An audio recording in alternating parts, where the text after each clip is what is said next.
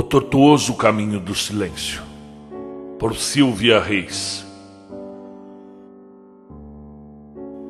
Eu a amei, assim que a vi, e no mesmo instante em que meu espírito foi tomado por uma crescente sensação de sufocamento.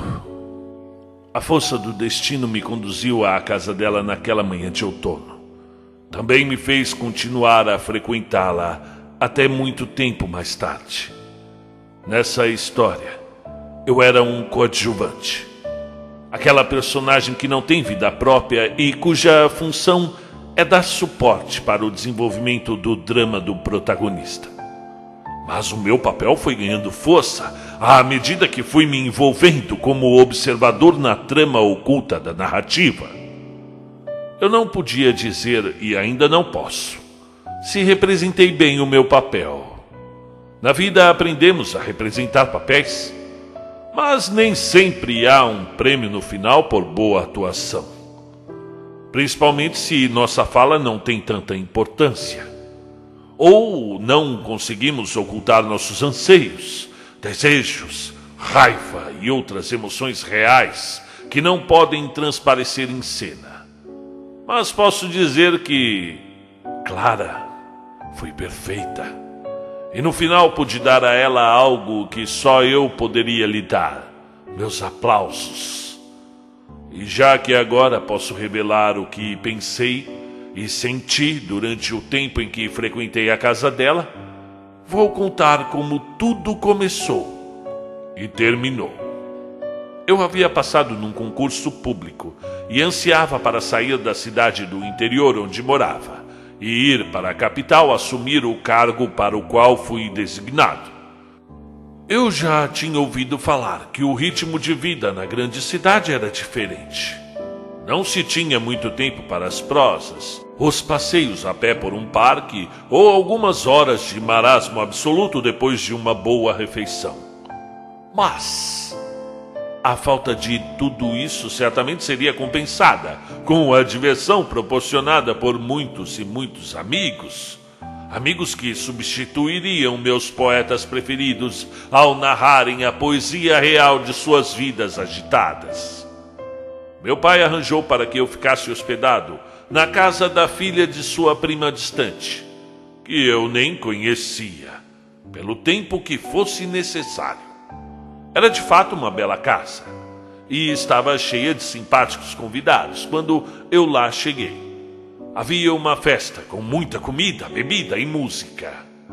Clara era dona da casa e protagonista de sua história. Eu não posso descrever meu embaraço quando fui apresentado a ela e apertei a sua mão. Na hora, eu não podia entender o que me acontecia, mas soube mais tarde que o motivo daquela sensação súbita de estar sendo arrancado de mim mesmo foi provocado pelo toque da mão de Clara. Sua beleza extraordinária era perturbadora, e foi fácil supor que era motivo bastante para que o marido fosse perdidamente apaixonado por ela. A impressão que tive dele foi de que era um homem de bem com a vida. Deu-me boas-vindas e me parabenizou pelo novo emprego. Logo nos primeiros dias descobri que Clara era muito mais que uma linda mulher. Era também culta, habilidosa, cheia de talentos.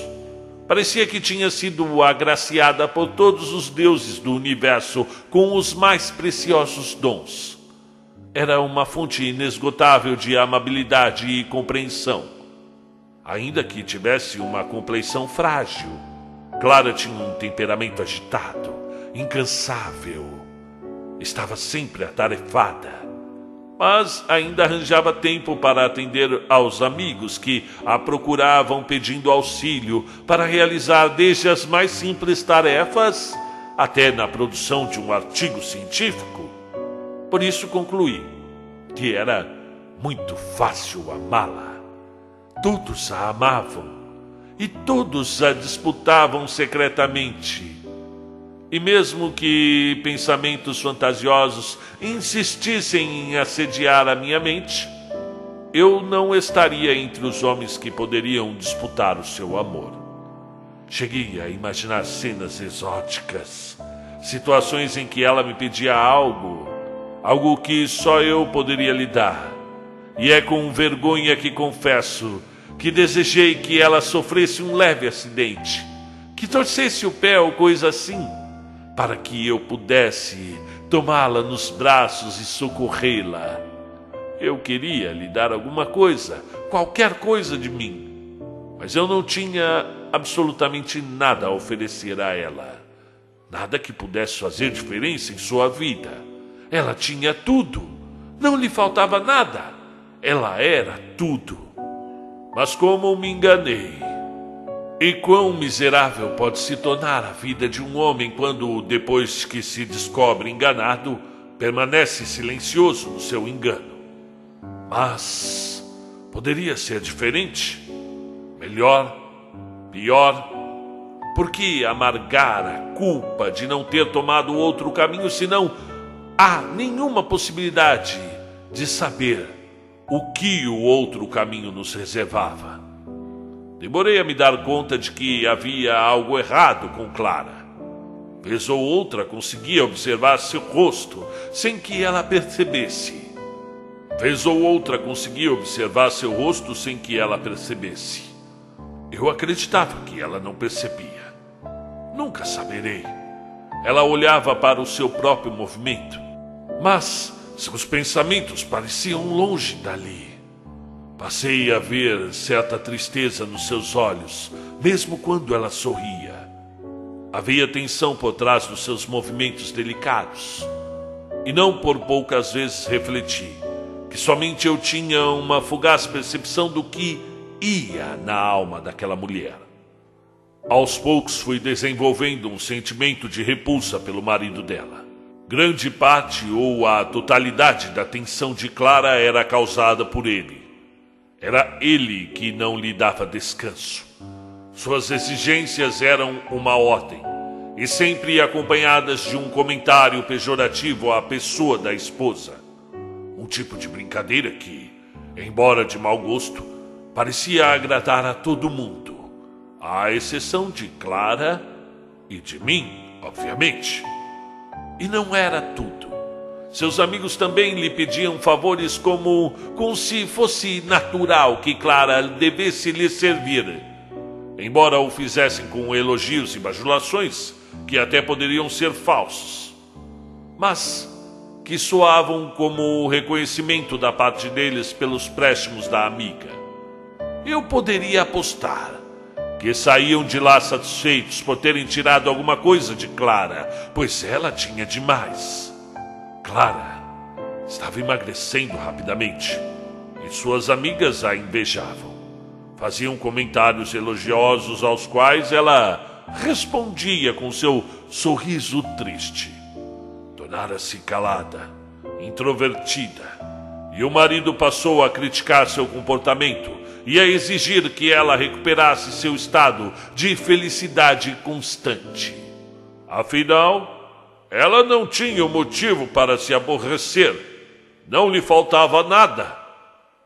Minha angústia aumentava a cada dia que eu passava naquela casa. E por várias vezes admiti que era hora de me mudar. Mas uma força impetuosa me detinha ali. Eu me tornara meu próprio algoz.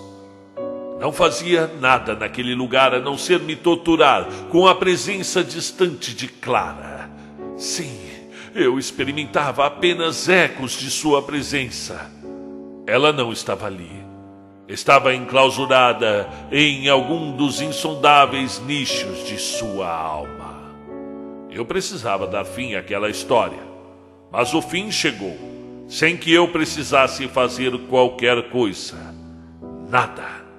Naquela manhã de sábado, ao despertar, eu tinha um aperto no peito, talvez provocado pela decisão de me mudar, que eu tomara durante a madrugada e anunciaria no dia seguinte. Desci a escada e encontrei Clara sozinha na cozinha. Ocupava-se dos preparativos da festa, a festa de aniversário do marido, naquela mesma noite. Parei na porta e fiquei observando-a em silêncio. Sua fragilidade estava mais evidente nos movimentos e na sua palidez, que esfriava a expressão do seu rosto. Meu sentimento era de descontentamento. Mas, assim que ela me notou, uma onda de ternura me invadiu. Meu impulso foi de abraçá-la, e como eu desejava abraçá-la! Clara dirigiu seu olhar para a mesa que estava posta para o café. Só então notei que havia um livro ao lado de uma das xícaras. Na capa estava escrito Contos de Álvaro de Campos, e abaixo, em letras menores, Heterônimo de Fernando Pessoa. Sente-se, disse-me ela com a voz tranquila. Eu obedeci, e Clara abriu o livro numa página com um marcador e começou a ler. Eu não sou nada. Eu nunca serei nada. Eu não posso querer ser nada. A partir disso, tenho em mim todos os sonhos do mundo. Ela fechou bruscamente o livro, e eu ouvi barulho de passos atrás de mim. Era o marido dela que acabara de se levantar e chegou pedindo que ela lhe servisse o café. Arrumamos uma espécie de buffet na mesa da sala de jantar, para que os convidados se servissem à vontade. Não era ainda 7 da noite, e eu subi para tomar um banho. E quando desci, 25 minutos depois, todos os convidados já haviam chegado. Parei ao pé da escada e fiquei observando cada um dos presentes. Todos estavam alegres. Uns falavam mais, outros mais baixo. Bebiam cerveja, vodka ou uísque, e todos se divertiam. Avistei Clara largada desajeitadamente no canapé ao fundo da sala. Parecia vencida pelo cansaço. Estava imóvel. Abri caminho entre seus amigos, que conversavam animadamente para chegar até o canapé. Meu único pensamento era nas palavras daquele poema inacabado para mim. Ela teria lido mais se não fosse interrompida pela presença do marido. Ela queria ler. Por força do meu desejo de significar algo mais que um coadjuvante naquela história, minha imaginação me revestiu com a roupagem clássica de um príncipe encantado. Respirei profundamente, me preparando para salvar a princesa amada do seu cárcere compulsório. Eu teria então uma revelação surpreendente. Minha amada partilharia comigo os encantos ou as agruras do meu mais remoto sentimento? Esperava que ela falasse. Esperava que uma palavra dela me libertasse da minha mudez e enfim, desviasse meus passos do caminho silencioso que eu escolhera percorrer. Aquele era um bom momento para que ela me explicasse o significado do seu gesto. Por que leu aquele poema? Por que para mim? O marido estava tão entretido com os amigos que não notaria que sua mulher confidenciava um segredo a um estranho. Mas, quando parei diante do canapé, os olhos fechados e a palidez no rosto de Clara me transportaram abruptamente para um cenário lúgubre e aterrador, estancando a correnteza das minhas sensações. Sentei-me ao lado dela, pousando minha mão sobre a sua rígida e fria. Meu corpo foi tomado de uma estranha paralisia e fiquei inerte, experimentando a cruel aridez do meu espírito sem que ninguém percebesse. Nenhuma pessoa daquela sala olhou para mim ou para Clara por pelo menos 20 minutos. Quando, enfim, o marido chamou o nome dela, aparecendo à minha frente. Ele olhou para a mulher e depois para mim, boquiaberto, e me perguntou o que estava acontecendo. Ela está morta.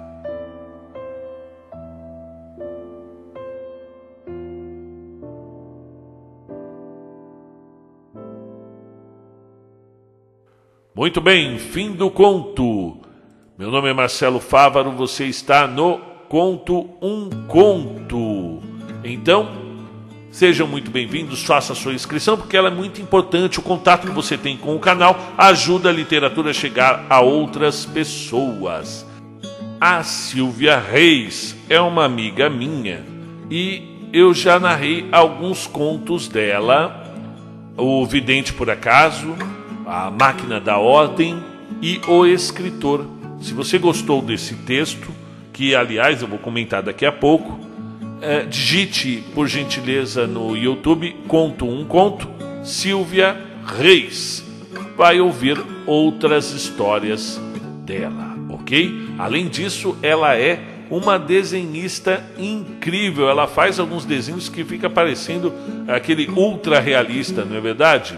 Então, tem um canal dela aqui também, onde ela dá algumas dicas de cultura e também expõe os seus desenhos, ok? E ela me mandou há algum tempo esse texto. Infelizmente não pude ler antes.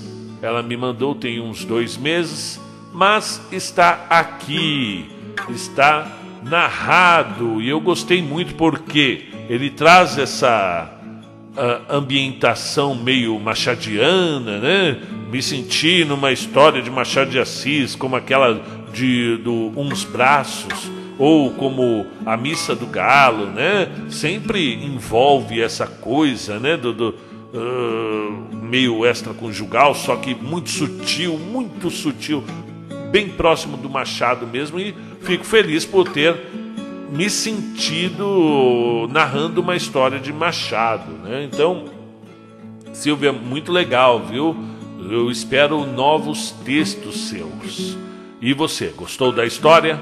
Essa foi a minha de hoje. E qual é a sua?